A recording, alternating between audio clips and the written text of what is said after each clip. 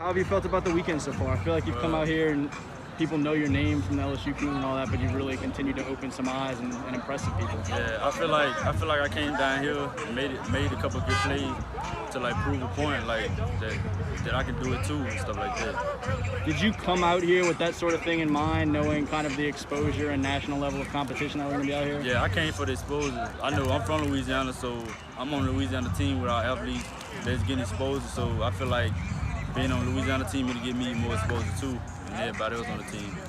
How much does it mean? You mentioned the dynamic of everybody here from Louisiana or having a really close Louisiana tie to come out and beat teams from Arizona and California and Texas, and now, essentially a home team in South Florida Express. Yeah, it feels good because like knowing that we from Louisiana, we come to Miami and we beating all these teams. It feels good to show us that Louisiana boys can compete with anybody in the country.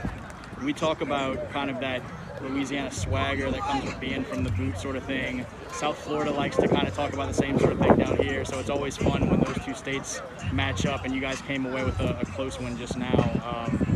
How good do y'all feel like y'all are playing after a slow start yesterday? It seems like y'all are clicking.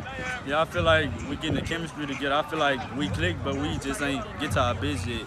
We ain't do good enough. I feel like we can do way better. What have you felt good about with your game? You've been able to find yourself open sometimes with your route running. You've also been able to make some kind of close, tight, contested catches. What have you kind of, at least through these first 6 games, kind of walked away and felt like, all right, like that's something I really feel confident in the way it's worked out for me? Yeah, well, I feel like my route running, it got to get better because I got to get more separation.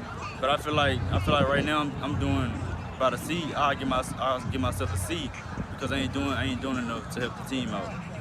You had that huge catch though, where the South Florida team had a chance to intercept a pass that would have tied it back at 9-9, and they can't quite hang on to it. And you showed the focus to catch the deflected ball and then head upfield. Kind of take me through that play, what you saw, and how big that felt to kind of keep the offense moving. I feel like when he broke on it, I feel like the play wasn't over.